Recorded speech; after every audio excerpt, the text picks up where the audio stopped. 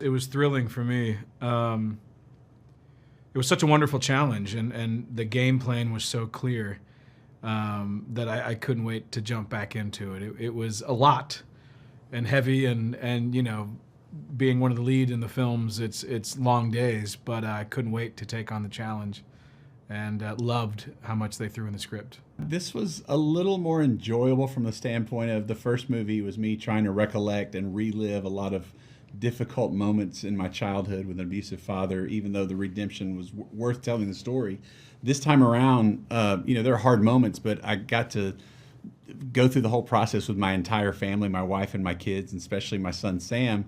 And the fact that we're in a super healthy and amazing place now, that's the only way we could be able to tell this story. Like if there was still a disconnect, it would never be a movie. But the fact that we're looking back at what we've already been through, it was fun to go through that together, and very therapeutic, and something I never thought would ever happen. And it was a joy for Sam and myself, and just loved the whole experience. It's really amazing to join a project like this that is like just so filled with heart.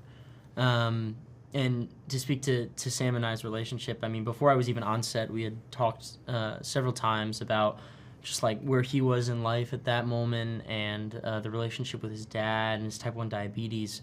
And then once I got on set, things ramped up a little bit, and we made music together and talked a lot more about where we were. And I feel like I saw Sam the most when his whole family was around. I got to experience a lot of just like real Millard love. And I feel like he's just such a great big brother in that realm. I think music it plays such a huge role in all of our lives. I think music changed our lives. I think music is the universal language that we can all connect to. And I think it's such a great vehicle to use to kind of deliver this story. Red Rocks are special to me because this whole process, I got to sit and watch how these guys make movies, and for just even a day or an evening, they got to kind of experience what I get to do on a regular basis. And there's something about standing in front of a crowd, and even an audience that size, like it wasn't actors, for a moment, it wasn't actors pretending to be in a band. The crowd responded on their own to these songs and would stand, and when they stood to worship, it wasn't directed. That's just their response, and it was a little bit kind of this weird escape. Me even standing on the side and watching them do these songs, like you forget that they're acting, and so yeah, that was fun for me to like, hey, welcome to my world a little bit. That was fun to see them in that element. Yeah, I mean, as John said, music is something that is kind of with all of us at all moments. At least for me, there's never a moment where music isn't playing in my head. And I feel like to be on that stage at Red Rocks really kind of showed the testament of how people fight for what they love. I mean, passion is something so important, and the fact that we're able to stand there and play the songs that are not only important to us, but have such an impact on other people's lives is really special. I'm so proud of how much ground we cover and how much real life we've crammed into this. I think we cover topics that a lot of people don't want to cover, some taboo topics, and I'm proud to say that we hit them right on the head. And I hope that people can connect to this and find some healing through it. For me, like my grandmother said when growing up, don't let your hurt go in vain. And I think that's the reason I'm in a band and write songs, is that to be able to share stories of, instead of saying, God, why did I have to go through this? To be able to share those stories where people realize, oh, I'm not alone in this. I'm not the only one that's hurting. It's worth it. And so being a part of these movies, it just feels like it's on a bigger scale of something that I've done for a long time. And yeah, it's like if I can share the story and give somebody even an ounce of hope, then it's completely worth it. Yeah, I feel like there's a little bit of vulnerability that everyone needs to learn. I feel like if you look at this movie, I feel like Bart, Shannon, Tim, Hilary, even Sam, they're all kind of learning how to be honest with the cards that they're getting dealt in life. And I feel like if people see this movie and they realize that, it becomes a lot easier to know that faith in life can be messy, and that maybe not all of us wake up every day with hope, unless you're Tim. And I think that's something that's important, that honesty. I had heard about the first film, but I hadn't seen the first film. So when the script came my way and I read it, I'm like, wow, this is a beautiful, beautiful script. And then on top of it, here's this beautiful, beautiful character that I've been invited to play of a real life human being that I will be able to just speak with and get to know a little bit better, you know, and like, can this guy really be as golden as he is on the page? So I went back and I did my homework. You know, here's a script and a role that I was already leaning into, and then I watched the first film and I was blown away by the story and the faith and everything about it, and also the potential to dance with John Michael Finley, who plays Bart in both films, which really excited me. And then, you know, kind of going even deeper, you know, I'd started listening to a lot of MercyMe music. I'm like, wait a minute, I know that song and I know that song. And then listening to Tim's music and going, oh man, like this is now really impacting me where I happen to be in my life. And I'm grateful, and everything about the whole experience became gratitude, which is one of the themes of the movie. So it all kind of worked in a way that I can't explain how it came together, but it came together in just how it was supposed to, and I arrived to accept it. To have Milo playing me, I mean, I just had seen his body of work before, and my kids were huge fans, and so then I became a huge fan, and then to meet him as a human and to become really close friends was such a gift. And so to watch him portray me was so honoring, because I feel so seen after watching this movie. But it was also a gift to me to watch myself through cancer and watch myself going through hard things. And I, for the first time, have a compassion and an empathy for myself. And then anything that I would change, I don't think I would. You know, this is your moment to get Denzel Washington in the role. Yeah, I wanted Denzel to play me. Let's be real honest, or Kevin Hart, but they weren't available. But anything I would change, no. There's movie timing. So, you know, I already had kids. Like Bart's kids and my kids are all the same age, and we're all best friends. But as far as how this movie played, I wouldn't have changed anything. It was just beautiful. We had a ton of time together. I mean, you know, we were trading messages, thumbing out conversations over text, and then we Zoomed a handful of times. I was getting, you know, my fingers working on a guitar, and Tim's like, hey, let me send you some videos of me playing guitar, and you can kind of, you know, pick up the songs that you need to learn. So we had all of that ahead of time. And then once I got to Nashville, it was like, hey, let's just spend some time together. And I remember the first time we actually physically met, you and Hilary were working on your book. Yep. At the factory in Franklin. Yep. And just came down there and hung out for the afternoon, and just, you know, right away was, oh, this is magic. You know, this is almost like a reunion of two people that have already spent time together in some way unexplained. Yeah. It just felt right. It felt real, and it felt easy. You know, just like right out of the gate, just felt like, oh, this is going to be a fun process performing, but also just I get to be around this wonderful human being, and this is just going to be a ton of fun. I think Tim is absolutely inspirational. You know, who he is, who I've watched him be consistently in knowing him. He's goodness, he's kindness, he won't ask for anything. He's constantly offering his love and his kindness and his goodness to everybody, and he's grateful for those moments of presence, of being with everyone. And knowing Tim's story and knowing everything that kind of, you know, he ultimately like up against 100%, 1,000%, million times percent, always grateful, you know, gets to wake up every day and have another go at the day, at life, with his people, with his friends, with everybody. And what a gift it's been for me to know that and see that, and just be around him, you know. My hope is that people feel seen, that they would know that they're not alone in life. Like, life is hard enough, and to know that you're not alone in the midst of it is really beautiful. But for me, I write this X on my wrist every morning. I was given 5 years to live 25 years ago, incurable cancer, stage 4. There are still tumors on my liver today, but I woke up again. And I think through the story, the hope is, and through my songs and through my book and all the things that we're putting out, the hope is that it's inviting people to practice healthy grief because life's hard. And then also to walk with gratitude, not for these things, but for the fact that we're not alone and we got another day. So that's my hope. People can find their own X and just wake up grateful for another day. I fell in love with Hilary's lightheartedness and her kind of vivacious spirit.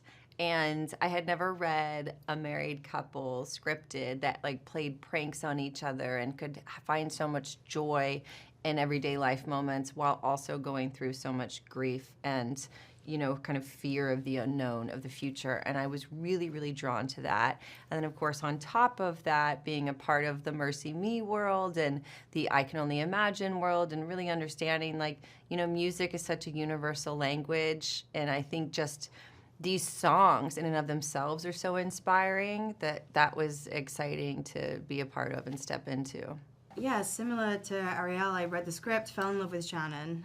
Was just so in awe of how she handles things, and just this warmth that she has to her. And I just felt from the off that I felt like I just understood her on a like cellular level, and it was just such a joy to read. I was saying to Andy earlier, I was like, sometimes if I'm reading a script, I'll get up and make a cup of tea. But I sort of whizzed through it and I loved it. And then I watched the film.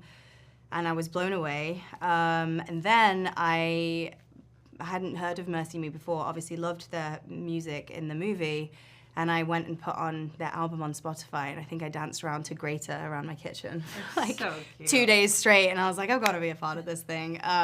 Yeah. Initially, I prepared just by going with my gut, so I actually shut out any external input, like the movie or whatever. I just wanted to read the script cold and kind of get my gut instinct on Shannon. Then I watched the movie, and obviously because in the script we have a 10-year jump, I wanted to just take some of younger Shannon's mannerisms, or I actually prepped her accent similar to Madeline's, who portrayed Shannon so beautifully in the first movie. So I wanted to respect the Shannon from the first movie, and also Madeline as an actress. You know, it's hard to pass your role onto somebody else. I, for one, feel protective over that thing that I've created and that role I've played, and you love that person so deeply, it's kind of, must be really hard to pass that on. So I wanted to take bits of her performance and honor that. And then when we have the 10-year jump, I felt like I understood who Shannon was anyway, but then obviously I spoke to the real Shannon and kind of quizzed her, and she was also so generous and just gave me lots of information and insight, and she was very open with me. So then I just kind of built that on top of those other layers, and yeah, Shannon 2.0 was born. There you go. You know. Here she Here is. she is. I first talked to Andy and Brent, our directors, about Hilary and how much they wanted, you know, for it to be a physical representation, and, you know, am I dyeing my hair? Is it like, and they were very, very clear right away, no, this is an essence. We want to bring forward Hilary's essence, but we want you to have the creative freedom to do what you feel in this role. And I thought that was really liberating. And then we also talked about showing her kind of state of anger and grief through her wardrobe, because there's not a lot of moments, you know, her moments with Tim, Milo's character, she's very supportive of him, and there's like a quick moment with us where you kind of see she's questioning things and struggling, but most of that is these moments with her on her own. And so her wardrobe was a way to kind of also explore and show, like, she's a bit angry, and you know, like, she wears combat boots. You know, like we decided to show a little bit of her kind of toughness, even though she's such a warm heart in what she's going through her wardrobe choices. And then I FaceTimed with real Hilary, and I was nervous. She was incredible. She was so open with me right away. And, you know, we talked about, is there anything that's so private that you don't want to share? Is there anything that's so intimate that you do want to share, you know, to make sure you see it on camera? And just kind of learning boundaries. And then, you know, after that, we just became friends, and I felt like so lucky to have her a part of this. And I, you know, Tim's mom, Diana, I like talk to on text and DM now I'm like, can I borrow you as a nana? And so all that prep then allowed me to kind of go like, okay, I know what I'm doing now. I would pull enough of the pieces together of the puzzle to bring that forward on set. And also listening to Tim's podcast, because Hilary's been on it. And so that allowed me to hear not just who Hilary is, but who Hilary is when speaking to Tim and who Tim is when speaking to Hilary. So that audio was a good guide for me of like, okay, this is how they see each other, hear each other, interact with each other. Well, I know we've talked a lot about this. I feel like that was something we were both drawn to, was, being able to bring like the power of femininity. And, one thing women do really well is multitask and hold space. And, we've talked about like, it's kind of feels like, Hilary like moves like a ninja. She just like makes it happen. There's not talking about it. She is. That's who she is. It's who she brings forward. And I think that is something that I know I'm proud of. I feel like we've talked about, is to be able to really go like, wow, these women have these big, beautiful families. They support their partners on the road. They have their own lives going on. Hilary's a nurse. I mean, all these things going on, and yet are kind of they're the center of the tornado. And that takes a lot of practice and a lot of patience and a lot of groundedness. And I think it's a beautiful thing to be able to step into for this film. Yeah, I mean, I think for Shannon, I think Andy describes her this way too. She's kind of the emotional through line of the film. And so kind of to touch on what Arielle said, like the chaos is going on around you, but they are kind of keeping the constant to come back to. She's kind of the golden thread throughout the movie, and she's sort of the glue trying to keep everything together, and also earlier on in the movie sort of protecting her children from their dad's depression. I mean, it could have been a very different story. Shannon's also going through grief, and had she let that out differently, I don't want to say processed it differently because she's struggling, but had she also let that consume the family dynamic, then there wouldn't be anything for Bart to come back to when he did come back to them. And so it's just, inspiring how much she kind of kept the family together while she's crumbling inside too. So she really is just the rock, and just really in awe of that. The cinema experience is also, I think, even just by proximity to other people in this dark room where you're just surrounded by this story, I think you can't help but not feel less alone in that experience. And so I think coupled with that, watching these people on screen who are really going through it, and stuff that if it wasn't a true story, you'd feel was a little far-fetched. Like, these guys really had stuff thrown at them for a while. And I think whenever you are on a journey with a character and you see them come through that, you can't help but feel a little lighter yourself. And it's like, okay, I've actually watched their end, and I know that my end isn't here yet, and I know that things are gonna get better. And even if it takes a second, I can stick it out, and I can utilize the people around me and talk about it more. So I hope people just feel less alone, and also less afraid to just vocalize how you're feeling and ask for help, because the emotional damage to the people around you is harmful. So don't hurt them by being too proud to just speak up and say, I'm struggling. Well, and you had mentioned gratitude, but I would just like to add the grief component to that. I think a big theme, at least for Tim and Hilary's journey, and he talks about a lot even in real life, is grief and gratitude, and how important both are. And can you let yourself feel both, live with both, lean into both? I know, working on this film, having conversations with him and seeing he really does eat, breathe, and live by that, and seeing how it affects him and his family, it's incredibly inspiring. And I've thought about it so many times since we've wrapped on that set. And so I do think that's a really also powerful theme to the overall story. Arthur's would probably one of the most, if not the most challenging role I've ever done in playing a person that is, I felt, was not like me at all.